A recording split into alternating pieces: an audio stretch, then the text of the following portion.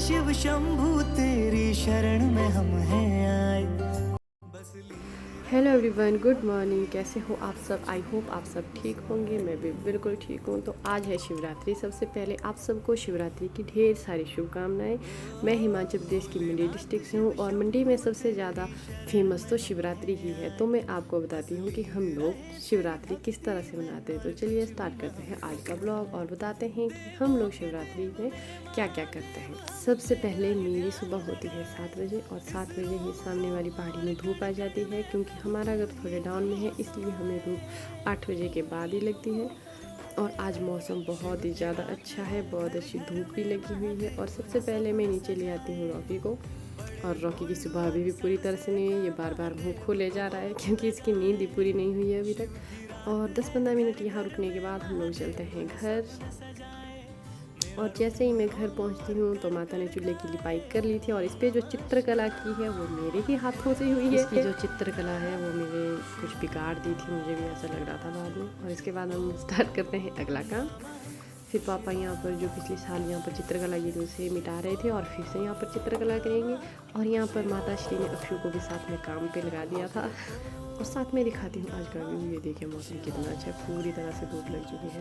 और आज का मौसम सच में बहुत ही ज़्यादा अच्छा है, क्योंकि अब गर्मियों का मौसम आ रहा है तो चारों तरफ हरियाली ही हरियाली है। और वो सामने से मुझे रॉकी बड़े ध्यान से देख रहा था। ये सोच रहा था कि मैं इसे कुछ खाने को दूंगी, क्योंकि पूरे दिन खाता रहता फिर भी इसका पेट नहीं भरता है। और चलिए अब करते हैं हम नेक्स्ट काम। अब चलते हैं हम खाने की तरफ। दोपहर के बज चुके थे 12-1, तो मैंने आटा गूंद के रख दिया था, क्योंकि 2 घंटे में आटा तैयार हो जाएगा। उसके बाद हम करेंगे खाने का काम शुरू। और ये देखिए ये जो सामने चंदेव लगाया है और इसका ही सारा काम होता है। इसे चंदेव या सैया हम दोनों ही कहते हैं। आप लोग क्या कहते हो कमेंट करके ज़रूर बताएं। और इसके बाद हम करे थे इसे बनाने की तैयारी।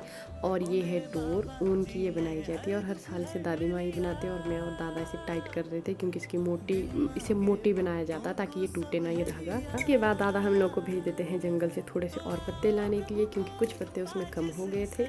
तो हम लोग पहले इस साइड आ जाते हैं, लेकिन इस साइड में कुछ भी नहीं मिलता। पहले हम घर के बैक साइड आ जाते हैं, यहाँ कुछ नहीं मिलता। और फिर हम घर के फ्रंट साइड जाते हैं, लेकिन उस साइड हमें मिल जाता है, क्योंकि हमें बताया गया था कि उस साइड एक पेड़ है। मैं आपको बताती हूँ कि हमें कौन से पेड़ के पत्ते लाने हैं। ये पीछे से अक्षु आ रहा है और ये आगे जा रही है मेरी मामू की बेटी हिन्नू। और यहाँ हमें एक पेड़ मिल जाता है, इसे हम अपनी भाषा में कहते हैं पाजे का पेड़। आप लोग इसे क्या कहते हैं और आपकी साइड ये होते हैं या नहीं कमेंट करके ज़रूर बताएं।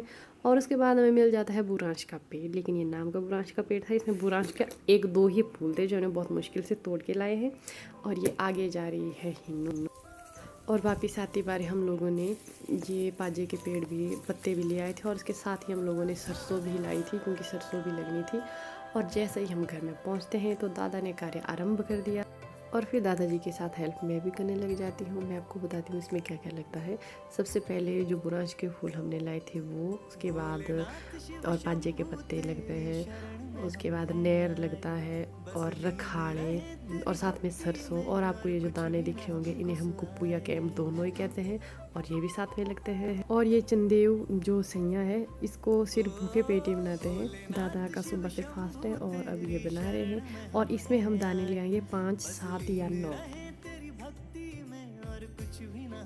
और जैसे ये ख़त्म हो जाता है इसके बाद मैं चली जाती हूँ खाना बनाने, क्योंकि काम पूरा हो चुका था।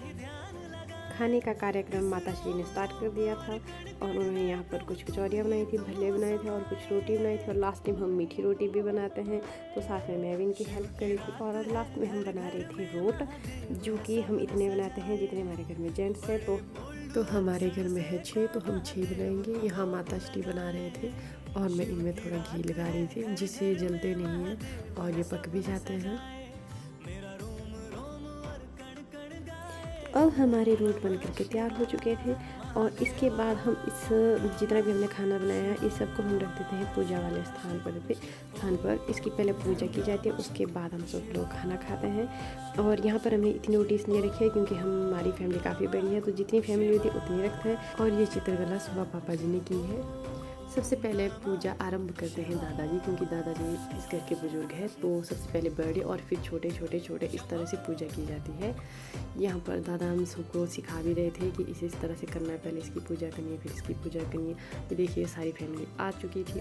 दादा के बाद करते हैं पूजा दादी माँ, और उसके बाद पापा जी की बारी आती है, फिर पापा जी पूजा कर रहे हैं। इसके बाद आएगी माता श्री की बारी, फिर आएगी आंटी की बारी, फिर भाई की, और फिर आती है मेरी बारी। और यहाँ अब मेरी बारी आ चुकी है। मैं इनसे पूछ रही थी कि मैं टीका किससे लगाऊं, मतलब कौन सी उंगली से, लेकिन इन्होंने कहा था कि नहीं, अंगूठे से आज के दिन टीका लगाते हैं। तो मैंने यहाँ पूजा आरंभ कर दी थी। सबसे पहले मैंने माता और शिव जी भगवान की पूजा की, फिर विघ्नहर्ता गणेश भगवान की पूजा करते हैं। उसके बाद ये कुप्पू, जिसे हम कैंप भी कहते हैं, इसकी पूजा करते हैं।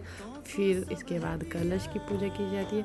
और अब ये जो हमने दिन को बनाया था, जिसे हम सैया या चंदेव कहते हैं, इसकी पूजा की जाती है। और कहते हैं कि ये जो कैंप होते हैं, इन्हें ऊपर की तरफ टीका लगाया जाता है, क्योंकि ये कामयाबी की सीढ़ी मानी जाती है, ऐसा कहा जाता है। बाकी मुझे भी नहीं पता ऐसा क्यों होता है।